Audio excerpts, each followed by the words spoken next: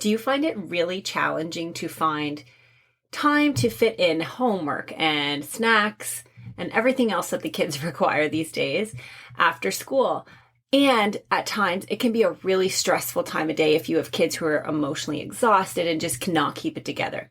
Anyway, that time of day here is a little bit cray-cray, but I'm going to give you several tips today and ideas on how to make your after-school routines stress-free.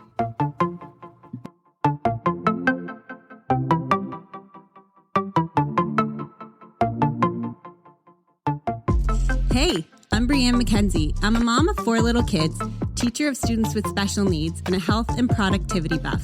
And this is the Get Shit Done podcast, where I help busy moms learn to get shit done in their lives through everyday, tangible productivity tips and tricks that'll be sure to help you get shit done.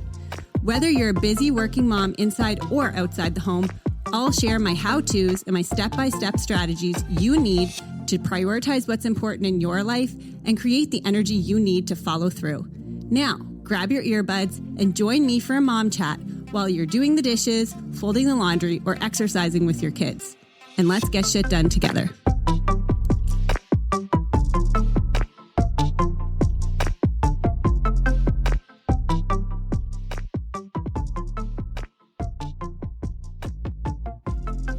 Oh my gosh, so this time of day for my kids, the after school time when they're home from, a long day at school, and some of my kids are in childcare, they come home, they're excited to see us, but at the same time, they're wanting to play and they can't cope all at the same time. So that's like a recipe for World War III in our house with 4 little kids. And I especially find it really challenging if you come back from a break from school or like summer vacation or coming back after Christmas, because they're just not understanding their bodies at the time. They don't know how to regulate their emotions. They're not they don't have that kind of intelligence figured out yet. And they are exhausted, whether they want to admit it or not. But we still have to function because we have several hours before bedtime. So instead of wishing away that time and really just praying that bedtime hurries up, what I found over the past few years is to implement an after-school routine that really works for everybody. And that allows us to have a smoother transition into our bedtime routine, which is a whole other topic, but one that, also is very important.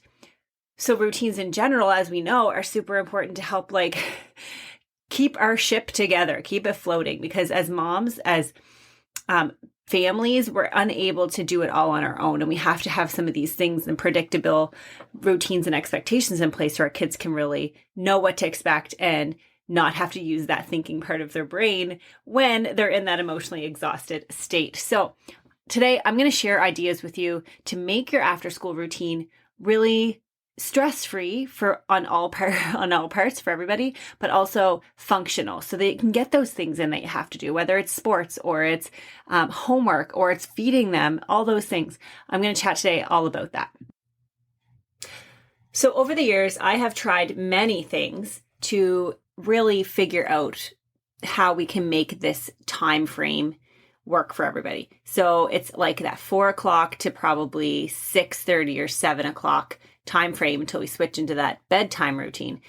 That time of day is just crazy in our house. But one tip that I have found that has really helped us when trying to explore or adjust routines is finding the natural flow that your kids want to do. So if you just observe them for a few days in their after school time, you're going to notice times where they're overstimulated and exhausted. You're going to notice times where they have a lot of energy and they want to run around. You're going to notice times when they're hungry. You're going to notice times when there's a little bit of a lull when they want to zone out.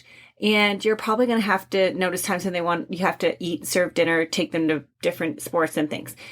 So if you kind of just take a minute, take a couple of days really, in the midst of your week, and just observe the natural flow that you notice your kids doing. And that's going to be the basis and way you can begin to work through some of these routines.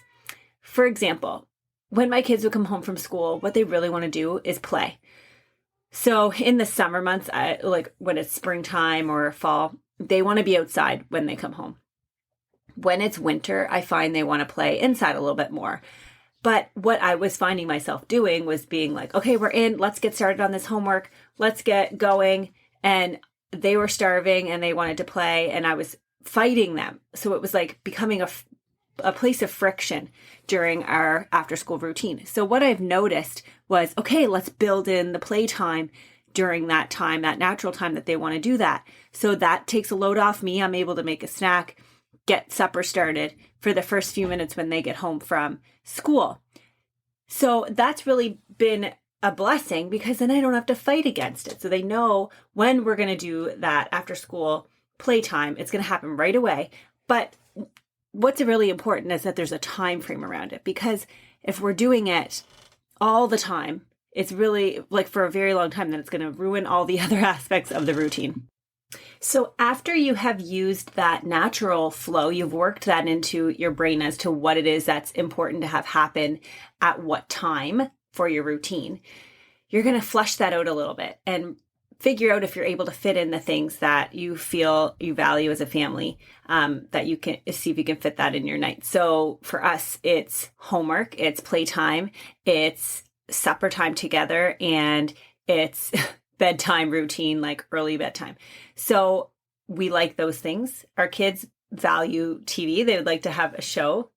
Also, they really enjoy having, some individual time when it comes to their homework. So we kind of flush that stuff out. Sometimes, very rarely, we have some evening sports and things. So you're going to want to make sure that you can fit those things in your day. And that will depend on how much time your kids get to play and how much you're going to need to take for supper, how long it takes to cook supper, those sorts of things. So once you kind of have that fleshed out, next, you're going to want to create some expectations with your family around your kids, around what those values are. So for us, that looks like sitting down at the table and being like, okay, mommy and daddy are deciding that homework is really important and homework has to happen at this time. And, if you guys want to watch a show, then that happens after we finish our homework and after we finish our supper. So we try to bookend the fun things that the kids want to do around the things that are not so fun. So as an example, homework for us, it can be a little bit of a strug fest with a lot of kids. So first we create expectations around homework, how long that's going to be, what it's going to look like. And we also have them working their homework for something they want, which might be a TV show, which might be some extra playtime, which might be, something that they really want to listen to or whatever. So we try to kind of, just like we do as adults, we try to bookend the funner thing at the end of the thing we don't really want to do that much. So that is kind of creating some expectations, saying, Mommy, Dad, I expect this from you, but when you're done, you get to do this fun thing. And it's really, really important to kind of do that so that they have the buy-in. They see the reason for doing it and they are engaged. I will say it's not something that comes easy, but we'll talk about that a little bit later. Once you have those expectations in place and you've decided that as a family, what that looks like, the next thing is going to be really important to have them visually somewhere for everyone to see. If you have older kids, you can have it on a whiteboard or a piece of paper stuck on your fridge, what the routine looks like, what the expectation is. But if you have younger kids, I find it really, really helpful to just grab some visuals from Google, throw them on a piece of paper, label them 1, 2, 3, 4, like this is what happens next. And then you can point to it and show them so that they can visually see, oh, look, that picture, step number 4 is the thing that I want, but I have to do the thing that comes first in order to get that. When kids are able to see that they can still have what they want after they complete that thing they don't really love, then they're more likely to buy in to do it. So I feel like visuals is super important. Even for my older kids who can read, visuals are really easy. And it's kind of like a one-stop shop. It can work for everybody. So I really encourage you to either write out or use visuals to explain what that routine is going to look like so everybody's on the same page. Because if you have something in your head and you're expecting everyone to do it, they're not mind readers. They're never going to know. And oftentimes our kids are so smart that they're able to tell us what comes next. And then they kind of take a lot of that on themselves as the routines get a little more under control in the family. And one other major tip that we use every single day in our house is our Alexa. We use it to set timers. I do it for cooking. I do it for the amount of time the kids are going to play before we start our routine, the amount of time for homework. This is really important so that kids know how long things are going to happen. You have some transition time. You have things built in so that everybody is on the same page and your night can keep moving forward. Here's a great example of how you can use a timer with homework. So, for example, your kids have to read or do some other activities for homework. Expectation on most teachers would say 20 minutes to half hour of homework a night at the very most. And the way I see it is I always kind of make it a game. I'm like, okay, Jude, we have to do these tasks. And then you get to do this fun game that you want to play. But you also have 20 minutes. So do you think you can beat the timer and get it done quicker? Or if the timer goes off at 20 minutes, we just pack it in and say that's enough. So that's kind of a little bit of a way to get them to buy in a little bit. And Jude always finds it really fun when he can get his homework done in 12 minutes instead of the 20. And he's doing the same tasks that were expected. So it's a little bit of a game and a challenge to kind of help motivate during those activities that aren't as fun. So that's a great way to use a timer, but also to use transitions to say we have 2 more minutes until we have to come and do homework. And when that timer goes off, they know what to do because you're going to show them that visual on there, posted somewhere in the house so everyone's on the same page. Back to visuals, I even have a little clipboard that I use for homework that has tasks. And so I might have 4 task cards. Doesn't even matter what your kids have to do for homework. It might be read a book, write a sentence, and practice their sounds. And then there's a star. So I have like 3 task little pictures and then a star. And each time my kids complete a task, they get to move the task over to the other spot. So they know how much closer they are to that fun thing that they want to do. That little visual during our homework is super motivating as well, because then they know that they're getting closer and closer to the thing they want. And as parents, we can adjust the amount of tasks that they have based on their mood and their ability to cope during that time. The other thing that is really important is to really monitor your child's ability to emotionally regulate during that time of night. Some battles are not hills that you're going to want to die on that time of the night, but there's also things that you do want to die on that time of night so you can build in consistency. For some of our kids, they really want to just sit and watch TV for a long time after school, and that's not going to be something that's going to work for us. So there might be a huge meltdown, but that's the kind of meltdown I'm willing to take. But I'm also going to adjust expectations when it comes to homework and it comes to the other things that are going to try on their patience, because I know that we're not going to be successful when they're tired. And what's more important is that they get a good and early solid bedtime. So we follow through with the expectations of the routine, but we adjust the lengths of time and the kind of demands that we put on them during those not so fun tasks. So that's really important to kind of be mindful of as well. And the last tip I have for you today kind of goes along with that. You need to be consistent. Doing this even on like a Thursday when you feel like your day and your week is done, or even on a Friday, is really important.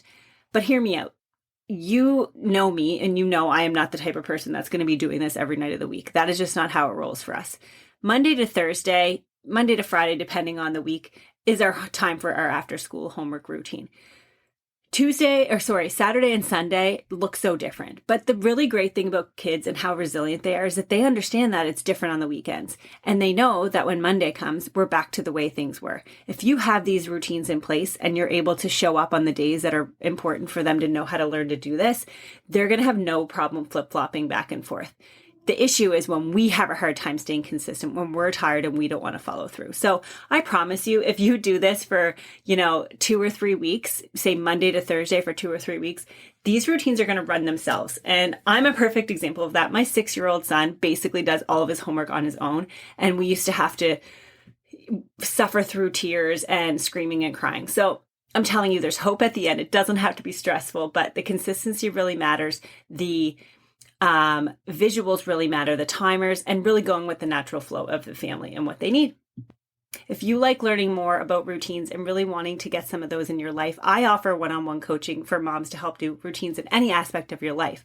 But it starts with us. And this week I'm doing a free Get Shit Done morning routine challenge that just allows us to get up 15 minutes earlier so that we can hold each other accountable and start our day off intentional and not have our day run us. So if you want to grab that, go to the link in my bio for the free Get Shit Done morning challenge and join me this week. Take care.